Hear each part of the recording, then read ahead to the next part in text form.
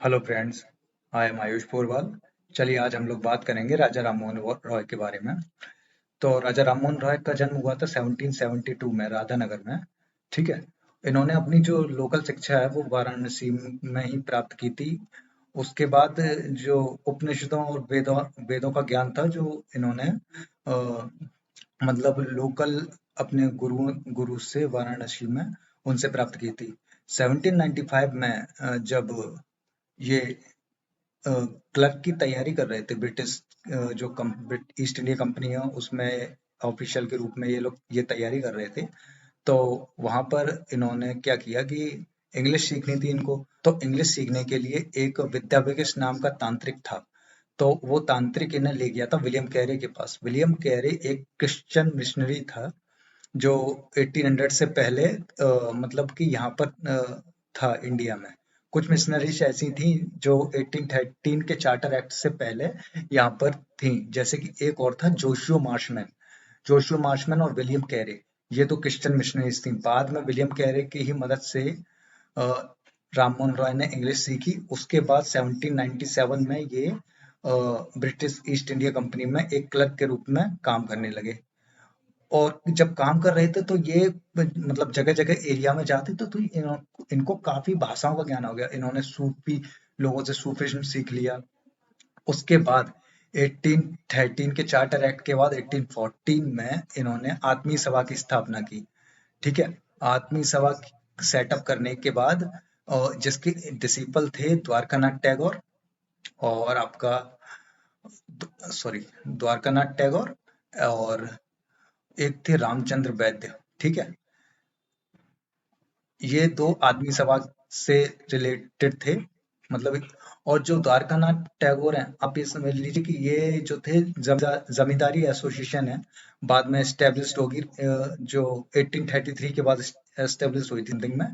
उससे उसको भी सेटअप इन्होंने ही किया था। इसके बाद 1828 में इन्होंने ब्रह्म सभा की स्थापना की। ब्रह्म सभा को ही बाद में ब्रह्म समाज कहा गया। अब ब्रह्म समाज के जो डिसिपल थे देवेंद्र नाथ टैगोर थे। ठीक है। देवेंद्र नाथ टैगोर वही हैं जिन्होंने देवेंद्र नाथ टैगोर मतलब इन इस एसोसिएशन से रिलेटेड थे। ठीक है। इनको ही इन्होंने आपने मतलब पढ़ा होगा जैसे कि तत्वबोधिनी पत्रिका और तत्वबोधिनी सभा, उसको सेटअप इन्होंने ही किया था। और इनकी डेथ तो 1833 में हो गई थी। इन्होंने दो इनके जो वर्क हैं, एक था संवाद कौमुदी, एक था मिरातुल अखबार। ये दो फेमस वर्क हैं। मिरातुल अखबार बेसिकली एंटी सती मूवमेंट से रिलेटेड था। ठीक है। अब इन्होंने क्या किया था कि डेविड हेयर है उसकी मदद से हिंदू कॉलेज की स्थापना की थी 1817 में। उसके बाद वेदांता कॉलेज की भी स्थापना की 1825 में। इनका एक बहुत अच्छा वर्क था तुफात उल मुवाहिदीन। मतलब ये उर्दू भाषा से रिलेटेड था, जिसको इंग्लिश में वर्जन था गिफ्ट टू मोनोथिस। मतलब आप ये समझ लीजिए कि एक बंदा इतनी सारी लैंग्वेजेस जानता था। आज का कोई भी इंसान इतनी लैंग्वेज जान नहीं सकता। एक एक थी परसेप्ट ऑफ जीसस। ठीक है। अब हम और हाँ, इसके बाद क्या है कि देवेंद्रनाथ टैगोर जब ये ऑर्गेनाइजेशन चला रहे थे, देवेंद्रनाथ टैगोर अठारह 1817 से 1860 समथिंग तक है ना वर्क कर रहे थे इनके साथ। अब ब्रह्म समाज को जो अब ब्रह्म समाज है ना, ये ऑर्गेनाइजेशन देवेंद्रनाथ टैगोर में बहुत नई नई थी, काफी ऊर्जा थी इनमें। तो इनके जब ये ऑर्गेनाइजेशन एकदम अपना बहुत अच्छे काम कर रही थी तो इससे अपोजिट में एक राधाकांत देव थे। ठीक है।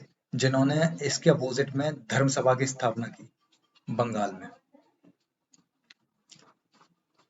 ठीक है। और एक इनका था अनुष्ठान पैम्पलेट इन्होंने लॉन्च किया था राजा राममोहन रॉय ने, जिस जिसमें इंटरप्रिटेशन वेदास का था। ठीक है। अच्छा एक चीज और बता दूं मैं, जितने भी जो सोशल रिफॉर्मर रहे हैं ये ये सारे की सारे वेदांता फिलॉसफी को ही मानते थे। मतलब कि आप ये समझ लीजिए, चाहे तो आप राजा राम मोहन रॉय ले लीजिए, चाहे तो स्वामी विवेकानंद ले लीजिए। तो कुल मिला के ये सब है ना, मतलब वेदांता फिलॉसफी से ही रिलेटेड थे, लेकिन इनके जो अप्रोच थे वो अलग अलग थे। कोई रेडिकलिस्ट अप्रोच को मानता था, कोई रिफॉर्मिस्ट था, ठीक है। कोई मतलब कि जो पुराने वेद की ओर, चलो go back to Vedas, Swami Dayanand Saraswati, मतलब ये सब लोग अल्टीमेटली इनका एक गोल था कि ये वेदांता फिलॉसफी के ऊपर ही जाना है, मतलब इनको।